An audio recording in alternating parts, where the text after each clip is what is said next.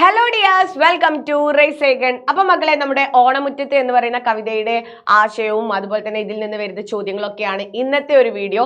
നിങ്ങൾ എല്ലാവരും പറഞ്ഞിട്ടുള്ള ഒരു വീഡിയോ ആണ്. ഓണമുറ്റത്ത് എന്ന വീഡിയോയുടെ ആശയമൊക്കെ ഒന്ന് പറഞ്ഞുകൊണ്ട് ഒരു വീഡിയോ ചെയ്യാൻ വേണ്ടിയിട്ട്. അപ്പൊ വീഡിയോ എല്ലാവരും എന്ത് ചെയ്യുക, മാക്സിമം നിങ്ങളുടെ ഫ്രണ്ട്സിലേക്കൊക്കെ ഷെയർ ചെയ്യുക, ലൈക്ക് ചെയ്യുക, നമ്മുടെ ചാനൽ എന്ത് ചെയ്യുക, സബ്സ്ക്രൈബ് ചെയ്യുക. അപ്പൊ മക്കളെ, നമ്മുടെ വൈലോപ്പിള്ളി ശ്രീധരമേനോന്റെ വിട എന്ന സമാഹാരത്തിൽ നിന്ന് എടുത്തിട്ടുള്ള ഒരു കവിതയാണ് ഓണമുറ്റത്ത്. വൈലോപ്പിള്ളി എന്ന് പറയുന്ന കവിയെക്കുറിച്ച് നമുക്കറിയാം, ഓണക്കാലത്തെ എപ്പോഴും ഓണക്കവിതകളുമായിട്ട് എത്തുന്ന ഒരു കവിയാണ് വൈലോപ്പിള്ളി ശ്രീധരമേനോൻ. അതുകൊണ്ട് തന്നെ ഇന്നത്തെ കാലത്തുള്ള അല്ലെങ്കിൽ പുതിയ കാലത്തുള്ള ആളുകളൊക്കെ അദ്ദേഹത്തോട് പറയുകയുണ്ടായി, നിങ്ങൾക്ക് വിഷയ ദാരിദ്ര്യം കൊണ്ടാണോ നിങ്ങൾ ഇങ്ങനെ ഓണമുറ്റത്ത് അല്ലെങ്കിൽ ഓണത്തെക്കുറിച്ച് ഇങ്ങനെ കവിത എഴുതുന്നത്? നിങ്ങൾക്ക് മറ്റു വിഷയങ്ങളൊന്നുമില്ലേ? ഇതൊക്കെ എല്ലാവരും ഓൾഡായി, ഇതൊക്കെ കഴിഞ്ഞു പോയ കാലഘട്ടമാണ്, ഇപ്പൊ പുതിയ കാലഘട്ടത്തെ കുറിച്ചൊക്കെ എഴുതൂ എന്ന് അദ്ദേഹത്തെ വിമർശിക്കുകയുണ്ടായി. സത്യത്തിൽ അതിനൊക്കെയുള്ള ഒരു മറുപടി എന്നോണം അദ്ദേഹം എഴുതിയിട്ടുള്ള കവിതയാണ് ഏത്, ഓണമുറ്റത്ത് എന്ന കവിത. ഇതിലെ നമ്മുടെ ആദ്യ ഭാഗത്ത് ഈ മലനാട്ടിൻ വായുവിലുണ്ടൊരു മധുരോദാര വികാരം, മഞ്ഞാൽ ഈറനുടുത്തൊരു പാവനഭാവം. ഇതിൽ നമ്മുടെ മലനാട്, കേരളത്തിന്റെ ആ ഒരു ഭൂപ്രകൃതിയെ കുറിച്ചിട്ടാണ് അദ്ദേഹം ഇവിടെ പറയുന്നത്. നമ്മുടെ കേരളം എന്ന് പറയുന്നത് മലകളാൽ നിറഞ്ഞിട്ടുള്ള നാടാണെന്നും അവിടെ ഈ ഒരു നമ്മുടെ നാടിന് ഉദാരവും അതുപോലെ തന്നെ മധുരവും ശ്രേഷ്ഠവുമായിട്ടുള്ള ഒരു വികാരമുണ്ടെന്നും പാവനമായിട്ടുള്ള പരിശുദ്ധമായിട്ടുള്ള ഒരു ഭാവമാണ് കേരളക്കരയ്ക്കുള്ളതെന്നും ആദ്യം പറഞ്ഞു വെക്കുന്നു, കേരളത്തെക്കുറിച്ച് സൂചിപ്പിക്കുന്നു. അതിനുശേഷം നമ്മുടെ ഓണത്തെ വരവേൽക്കാൻ വേണ്ടിയിട്ട് പ്രകൃതി എങ്ങനെയാണ് അണിഞ്ഞൊരുങ്ങുന്നത് എന്നതാണ് പിന്നീട് പറയുന്നത്. അതിൽ പ്രധാനം ആദ്യം തുമ്പയെ കുറിച്ചിട്ടാണ് പറയുന്നത്. ഒരു പൂക്കൊട്ട നിറച്ചിട്ട് പൂക്കൾ നിറച്ചു വെക്കുന്നത് പോലെയാണ് തുമ്പപ്പൂ മഹാബലി മന്നനെ വരവേൽക്കാൻ വേണ്ടി കാത്തിരിക്കുന്നത് എന്നാണ് ആദ്യ ഭാഗത്ത് പറയുന്നത്. മഴ കൊണ്ടാലും പാവം തുമ്പകൾ മലരിൻ കൂടെ നിറച്ചു വിറച്ച്, അതായത് മഴ കൊണ്ട് മഞ്ഞുകൊണ്ട് വിറച്ചുകൊണ്ടൊക്കെയാണ് തൻ്റെ പൂക്കൂട നിറച്ചിട്ട് തുമ്പ നിൽക്കുന്നത്. അപ്പോൾ പൂക്കൂട നിറച്ചുകൊണ്ടാണ് തുമ്പ നിൽക്കുന്നത് എന്നാണ് ആദ്യ ഭാഗത്ത് പറയുന്നത്. ശേഷം നറുമുക്കുറ്റിയെ കുറിച്ച് പറയാണ്. മഞ്ഞപ്പൂവാണ്, നിങ്ങൾക്ക് റോഡ് സൈഡിലൊക്കെ കാണാൻ പറ്റുന്ന നറുമുക്കുറ്റിയെ കുറിച്ചിട്ടാണ് പറയുന്നത്. നറുമുക്കുറ്റി എങ്ങനെയാണ് മഹാബലി മന്നനെ വരവേൽക്കാൻ വേണ്ടി കാത്തിരിക്കുന്നത്? തിരികൾ തെറുത്തു കൊളുത്താനുറ്റ മുഹൂർത്തം കാത്തു കുഴഞ്ഞു മടങ്ങിയ കരവിരലോടെ ദീപക്കുറ്റികൾ നാട്ടിയിരിപ്പു നറുമുക്കുറ്റികൾ. ഒരു ദീപം, അതായത് ഒരു വിളക്ക് വിളക്കിൽ നമ്മൾ തിരികൾ ഇട്ട് വെച്ചുകൊണ്ട് നല്ലൊരു അതിഥിയെ കാത്തു നിൽക്കുന്നത് പോലെയാണ് ഇവിടെ നറുമുക്കുറ്റി നിൽക്കുന്നത്. നറുമുക്കുറ്റിയെ ഒരു തിരികൾ ഇട്ട് വെച്ച ഒരു വിളക്കിനോടാണ് ഉപമിച്ചിരിക്കുന്നത്. നമുക്കറിയാം, വലിയ വിശിഷ്ട അതിഥികളൊക്കെ വരുന്ന സമയത്തല്ലേ നമ്മൾ വിളക്കിൽ ദീപം കൊളുത്താറ്. അപ്പൊ അതേപോലെ നമ്മുടെ മഹാബലി മന്നന്റെ വരവും കാത്തുകൊണ്ട് തിരികൾ തെറുത്തതുപോലെ നിൽക്കുകയാണ് ആര്, നറുമുക്കുറ്റികൾ. മുക്കുറ്റിപ്പൂവ്, മഞ്ഞ മുക്കുറ്റിപ്പൂവ്, നിലത്ത് കാണുന്ന മുക്കുറ്റിപ്പൂവ്. അടുത്തത് ആരാണ്? ആമ്പലുകളാണ്. ആമ്പലുകൾ എങ്ങനെയാണ്? ആമ്പലുകൾ വയലേലകൾ തോറും ഒന്നുപോലും ഉറങ്ങാതെ, രാത്രി പുലർച്ചയ്ക്കാണ് ആര് വരുന്നത്? മഹാബലി മന്നൻ വരുന്നത്. ഓണ ദിവസം പുലർച്ചയ്ക്കാണ് മഹാബലി മന്നൻ വരുന്നത്.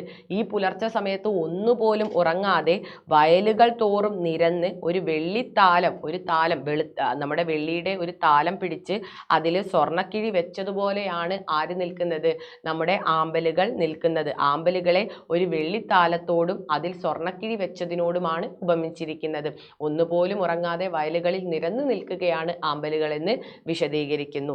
ഇങ്ങനെ എല്ലാ പ്രകൃതിയിലുള്ള എല്ലാ പൂക്കളും അതുപോലെ തന്നെ പ്രകൃതിയും ഒക്കെ മഹാബലി മന്നന്റെ വരവിനായിട്ട് നിൽക്കുകയാണ്. ഈ നിലാവുള്ള ഈ പുലർച്ചെ സമയത്ത്, കാലേ രാവു നിറന്ന നിലാവാൽ ഈ നിലാവുള്ള പുലർച്ചെ സമയത്ത് കമുകിൻ പൂവരി തൂകി, കൗങ്ങിന്റെ ഈ പൂവുകൾ നിലത്ത് വീണിട്ടുള്ള വഴിയിലൂടെയാണ് ആര് വരുന്നത്? നമ്മുടെ ഓണത്തപ്പൻ പുലർച്ചയ്ക്ക് എഴുന്നള്ളുകയാണ്. കൗങ്ങിൻ പൂവരി വീണിട്ടുള്ള വഴിനീളെ കൗങ്ങിന്റെ പൂവരി വീണിട്ടുള്ള വഴിയിലൂടെ നമ്മുടെ മഹാബലി മന്നൻ എഴുന്നള്ളുന്നു. എന്നിട്ടോ അപ്പോൾ നമ്മുടെ കവി പറയാണ് ആരോടാണ്? ആർപ്പു വിളിക്കുവിൻ ഉണ്ണികളെ. ആർപ്പു വിളിക്കാൻ വേണ്ടി പറയുന്നത് ആരോടൊക്കെയാണ്? കൊച്ചു കുട്ടികളോടും കടലിനോടുമാണ് ആർപ്പു വിളിക്കാൻ പറയുന്നത്.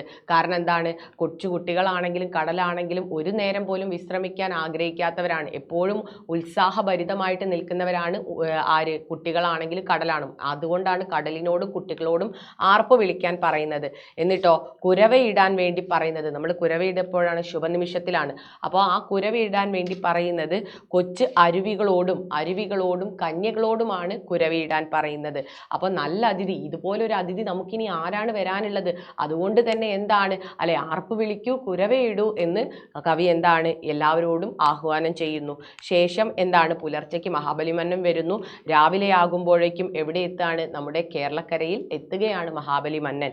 അപ്പൊ പുലർച്ചെ നിന്നും എന്താണ്, സൂര്യൻ ഉദിക്കുന്ന ആ ഒരു സമയത്തെക്കുറിച്ച് വിശദീകരിക്കുകയാണ് പിന്നീട്. എങ്ങനെയാണ്? നീളും മലയുടെ ചങ്ങല വട്ടയിൽ, നീണ്ടു കിടക്കുന്ന മലയുടെ വട്ടം അല്ലെ, ചങ്ങല പോലെ, ചങ്ങലയുടെ ഒരു വട്ട പോലെയാണ് മലയെ ഇവിടെ സങ്കല്പിച്ചിരിക്കുന്നത്. അതിൻ്റെ നടുവിൽ കൂടെ എന്താണ് അല്ലെ, വിരലുകൾ ഇങ്ങനെ മെല്ലെ കാണിച്ചുകൊണ്ട് ചുവന്നു തുടുത്ത കവിളുകളോട് കൂടിയിട്ടുള്ള നാണത്തോട് കൂടി വരുന്ന എന്താണ്, പുതിയ ഓണക്കോടി ഉടുത്ത ഒരു പെൺകുട്ടിയോടാണ് സൂര്യനെ സങ്കല്പിച്ചിരിക്കുന്നത്.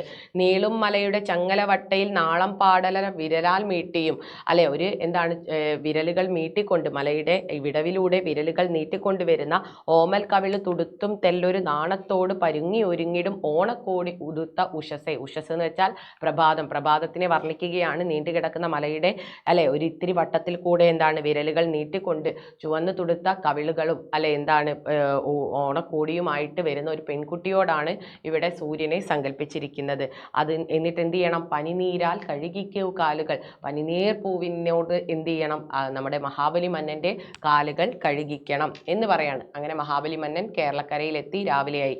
ശേഷം എന്താണ്, മണിപീഠത്തിലിരുത്തു. നമ്മുടെ മഹാബലി മന്നനെ എവിടെ ഇരുത്തണം? കേരളക്കരയുടെ നടുമുറ്റത്തുള്ള രത്നങ്ങൾ പതിച്ച പീഠത്തിൽ തന്നെ ആരെ ഇരുത്തണം?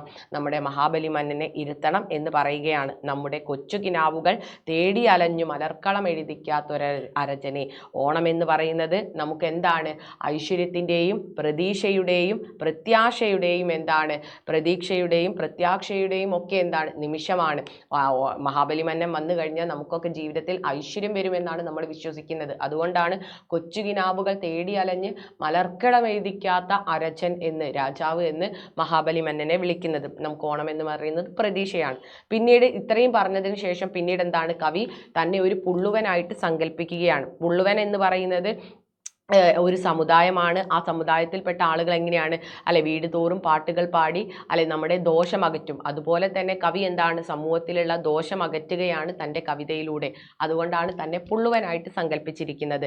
എന്നിട്ട് പറയാണ്, ഞാൻ ഈ പാട്ട് പാടൽ മാത്രമല്ല, ഞാൻ കവിത എഴുതൽ മാത്രമല്ല എൻ്റെ ജോലി. ഞാൻ എന്താണ്, കുടയും നെയ്യും പായും നെയ്യും അല്ലെ, ഒരുപാട് കൈവേലകൾ എന്താണ്, ഒരുപാട് കൈകൊണ്ട് ചെയ്യാൻ പറ്റുന്ന ജോലികളൊക്കെ ഞാൻ ചെയ്യാറുണ്ട്.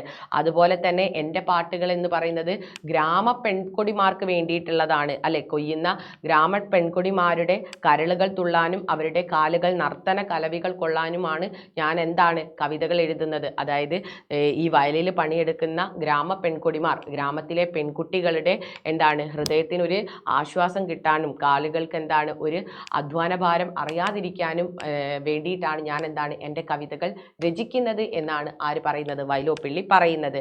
അതിനു വേണ്ടിയിട്ട് ഞാൻ എന്ത് ഉണ്ടാക്കും അല്ലെ, ഞാനും നാടൻ കവിതകൾ പാടിയിരിക്കും. ഞാൻ എന്ത് ചെയ്യും, നമ്മുടെ നാടോടി കവിതകൾ ഒരുപാട് ഞാൻ ഇനിയും എഴുതും. നമ്മുടെ ഗ്രാമത്തിൻ്റെതായിട്ടുള്ള കവിതകൾ ഞാൻ ഇനിയും എഴുതും അല്ലെ. ചാര എന്താണ്, എൻ്റെ കയ്യിലെ വീണപ്പെണ്ണും. അത് എഴുതാൻ വേണ്ടിയിട്ട് എൻ്റെ കയ്യിൽ എന്തുണ്ടായിരിക്കും? വീണപ്പെണ്ണാകുന്ന എൻ്റെ കവിതയും ഉണ്ടായിരിക്കും എന്ന് കവി പറയുകയാണ്.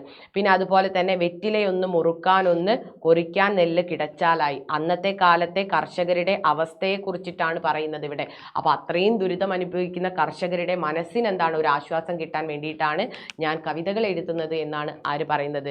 നമ്മുടെ വൈലോപ്പിള്ളി പറയുന്നത്. എന്നിട്ട് പറയാണ്, ഞാൻ ഇനിയും എന്താണ്, ഓണക്കാലത്തുണരും. ഓണപ്പാട്ടുകൾ തന്നെയായിരിക്കും എൻ്റെ പാട്ടുകൾ അല്ലെ. അതുപോലെ തന്നെ എന്താണ്, ഇവിടെ ഓണത്തെ, പൊന്നിൻ ചിങ്ങത്തെ ഇവിടെ ഒരു കുട്ടിയോടാണ് സങ്കല്പിച്ചിരിക്കുന്നത്. പൊന്നിൻ ചിങ്ങം വന്നു പിറന്ന് കരഞ്ഞു ചിരിച്ചു കുടഞ്ഞോണത്തിൻ മധുരക്കണി മണിയും വായിൽ തേച്ച് നൊട്ടി നുണച്ച് കളിക്കും കളി കണ്ട് ഓണത്തപ്പൻ പൂത്തറമേലിരിക്കും. ഇവിടെ ഒരു കുട്ടി കരയുന്നതും ചിരിക്കുന്നതും പോലെയാണ്. അതായത് കുട്ടി കരയുക ചിരിക്കുക എന്ന് പറയുന്നത് എന്താണ്, അതായത് ചിങ്ങമാസത്തിൽ നമുക്ക് എന്താണ് വെയിലും മഴയും ഉണ്ടാകും. അപ്പം മഴയെ ഇവിടെ കുട്ടി കരയുന്നതിനോടും എന്താണ് വെയിലിനെ കുട്ടി ചിരിക്കുന്നതിനോടുമാണ് ഉപമിച്ചിരിക്കുന്നത്. എന്നിട്ട് അതിനുശേഷം പറയാണ്, ഇതൊക്കെ കണ്ടുകൊണ്ട് നമ്മുടെ കേരളക്കരയുടെ ഈ ഭംഗിയും ആളുകളുടെ ഈ സന്തോഷവും അല്ലെ എല്ലാം കണ്ടുകൊണ്ട് ഓണത്തപ്പൻ എന്തായിരിക്കും ഇവിടെ തന്നെ ഇരിക്കുന്നുണ്ടായിരിക്കും. ഞാനും എന്താണ് ആ സമയത്ത് ഓണത്തപ്പൻ്റെ കൂടെ ഉണ്ടായിരിക്കും. എൻ്റെ കയ്യിൽ എന്താണ് എൻ്റെ വീണപ്പെണ്ണ് ഉണ്ടായിരിക്കും. എൻ്റെ കയ്യിൽ ഓണക്കാലത്തുള്ള കവിതകളും ഉണ്ടായിരിക്കുമെന്ന് കവി പറയാണ്. എന്നിട്ട് പറയാണ്, എൻ്റെ പാട്ടുകൾ എന്താണ് പഴയ പാട്ടുകളാണ്, പഴമയിൽ അലിയും പല്ല് കൊഴിഞ്ഞ പാട്ടുകളാണ് എന്ന് എന്താണ് പരിഷ്കാരത്തിൻ തിണ്ണയിലുള്ളവർ പറയും. ഞാൻ കവിതകളുമായിട്ട് വരുന്ന സമയത്ത് അല്ലെ പുതിയ കാലത്തുള്ള ആളുകൾ പറഞ്ഞേക്കാം എൻ്റെ പാട്ട് പഴയതാണ് അല്ലെ പല്ല് കൊഴിഞ്ഞ പാട്ടാണ് എന്നൊക്കെ പഴിച്ചേക്കാം. പക്ഷേ എന്താണ് ഞാൻ അതുപോലെ തന്നെ എന്താണ് ഓണത്തെ അവർ പപ്പടം കഴിച്ചുകൊണ്ട് അല്ലെങ്കിൽ ഓണസദ്യ കഴിച്ചുകൊണ്ട് അവർ പെട്ടെന്ന് ഓണത്തെ മറന്നേക്കാം. ഇവരറിയുന്നില്ല എൻ്റെ അഭിമാനം. ഞാൻ ഈ ഓണത്തെ ആഘോഷിക്കുന്നതും ഓണത്തെ കുറിച്ച് എഴുതുന്നതിലുമുള്ള അഭിമാനം എത്രത്തോളമാണ് എന്ന് ഇവരറിയുന്നില്ല. അതായത് നമ്മുടെ സംസ്കാരം പൈതൃകം ഇതൊക്കെ മറന്നിട്ടുള്ള എന്താണ് പുതുതലമുറയെ കുറിച്ചിട്ടാണ് ഇവിടെ പറയുന്നത്. എന്നിട്ട് പറയാണ്, ഇനിയും എന്താണ് ഞാൻ ഓണക്കാലത്തുണരും, ഇനിയും എൻ്റെ കവിതകൾ ഉണ്ടായിരിക്കും, ഇതൊക്കെ കണ്ടുകൊണ്ട് മഹാബലി മന്നൻ എന്താണ് ഇവിടെ ഉണ്ടായിരിക്കും എന്ന് പറഞ്ഞുകൊണ്ട് അവസാനിക്കുകയാണ്. മനസ്സിലായല്ലോ? വളരെ സിമ്പിളായിട്ടുള്ള ഒരു കവിതയാണ്. അത് മനസ്സിലായിട്ടുണ്ടാവുമെന്ന് വിചാരിക്കുന്നു. നിങ്ങൾ എഴുതുന്ന സമയത്ത് നിങ്ങൾ എഴുതിക്കൊള്ളണം, മലയാള നാടിൻ്റെ ഉത്സവമായിട്ടുള്ള ഓണത്തെ പ്രകൃതി എങ്ങനെ വരവേൽക്കുന്നു എന്നും ഓണം പോലുള്ള ഉത്സവങ്ങൾ മലയാളിക്ക് ഇന്ന് അന്യമായതും നഷ്ട സൗഭാഗ്യങ്ങളെക്കുറിച്ചുള്ള ഓർമ്മകളുമാണ് കവിതയുടെ പ്രമേയം. ജീവിത യാഥാർത്ഥ്യങ്ങളെ പച്ചയായി ആവിഷ്കരിക്കുന്നവയാണ് വൈലോപ്പിള്ളിയുടെ കവിതകൾ. കേരളീയ ഗ്രാമജീവിതം വൈലോപ്പിള്ളിയുടെ ഇഷ്ടവിഷയങ്ങളിൽ ഒന്നാണ്. കൊയ്ത്തും മെതിയും നാട്ടിൻപുറത്തെ നന്മകളും കവിയെ ഏറെ പ്രചോദിപ്പിക്കുന്നു. പ്രകൃതിയും മനുഷ്യനും ഒത്തുചേരുമ്പോഴുണ്ടാകുന്ന ഗ്രാമസൗന്ദര്യം അദ്ദേഹത്തിന് ഏറെ പ്രിയങ്കരമായിരുന്നു. ഓണക്കാലത്തെ പ്രകൃതിയും മഹാബലി എന്ന സങ്കല്പത്തെയും നഷ്ടപ്പെട്ട നല്ല നാളുകളെയും തിരിച്ചു കൊണ്ടുവരാൻ അദ്ദേഹം ആഗ്രഹിക്കുന്നത് കവിതയിൽ കാണാം. ഒപ്പം നമ്മുടെ നാടും സംസ്കാരവും കവിതയ്ക്ക് വിഷയമാകുന്നു. അദ്ദേഹത്തിൻ്റെ കവിതകൾക്ക് നേരിടേണ്ടി വന്നിട്ടുള്ള വിമർശനവും ഈ കവി ഇവിടെ വ്യക്തമാക്കുന്നുണ്ട്. എത്ര വിമർശനങ്ങൾ ഉണ്ടായാലും തനിക്ക് നാടിൻ്റെ സാംസ്കാരിക പാരമ്പര്യത്തിൽ അഭിമാനം മാത്രമാണ് എന്ന് കവി ഇവിടെ വ്യക്തമാക്കുന്നു. ഇതാണ് നമ്മുടെ കവിതയുടെ ഒരു ആശയം. ഇനി അതിൽ സംശയമില്ല എന്ന് വിചാരിക്കുന്നു. ഇനി നിങ്ങൾ എന്ത് ചെയ്യണം, നമ്മൾ ലൈവിൽ കൃത്യമായിട്ട് എല്ലാ ചോദ്യങ്ങളും ഡിസ്കസ് ചെയ്തിട്ടുണ്ട്. ആ ചോദ്യങ്ങളൊക്കെ ഒന്ന് നോക്കണം, മെയിനായിട്ടുള്ള ചോദ്യങ്ങൾ നോക്കണം. ഓണത്തെക്കുറിച്ചിട്ട് കൃത്യമായിട്ട് എന്ത് ചെയ്യുക, ഒന്ന് പഠിച്ചു വെക്കുക. മാറുന്ന ഓണസങ്കല്പത്തെക്കുറിച്ച് ചോദിക്കും. അതുപോലെ തന്നെ എന്താണ് വരികൾ തന്നെ ആയിരിക്കും ചോദിക്കുക. വരികളുടെ ആശയം ഇപ്പം നിങ്ങൾക്ക് അറിയാലോ. അത് നിങ്ങളൊന്ന് കൃത്യമായിട്ട് ഓരോ വരികളും നിങ്ങൾ കൃത്യമായിട്ട് എന്താണ് ഇതിലെ ആശയം എന്ന് ഒന്നുകൂടെ കേട്ട് നോക്കുക. സംശയമില്ല എന്ന് വിചാരിക്കുന്നു. വീഡിയോ ഇഷ്ടപ്പെട്ടാൽ ലൈക്ക് ചെയ്യാനും ഷെയർ ചെയ്യാനും മറക്കരുത്. മറ്റൊരു വീഡിയോയിൽ കാണാം. Bye guys.